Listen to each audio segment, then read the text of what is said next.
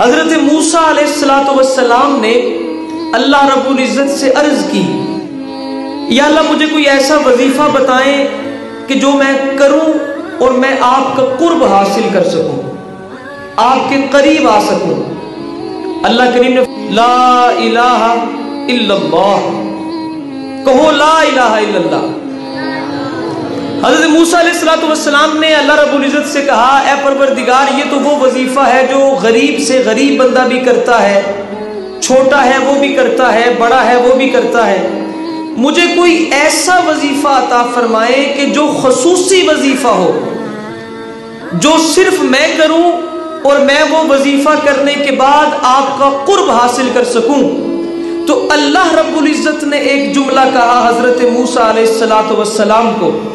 اللہ نے کہا، اے موسیٰ یہ جو جملہ ہے لا الہ الا اللہ،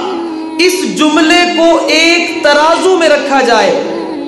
اور دوسرے ترازو میں آسمان کی تمام مخلوقات، زمین کی تمام مخلوقات، زمین و آسمان کی تمام بھاری چیزیں، تمام اثقل چیزیں، تمام عالی مرتبت چیزیں رکھی جائیں، اور دوسرے پلڑے میں صرف لا الہ الا اللہ کو رکھا جائے۔ ساری دنیا کا مقام کم ہے، لا الہ الا اللہ کا مقام زیادہ ہے۔ یہ حضرت موسیٰ علیہ السلام کو اللہ رب العزت نے یہ پیغام دیا کہ یہ جو لا الہ الا اللہ ہے یہ کوئی چھوٹا جملہ نہیں ہے،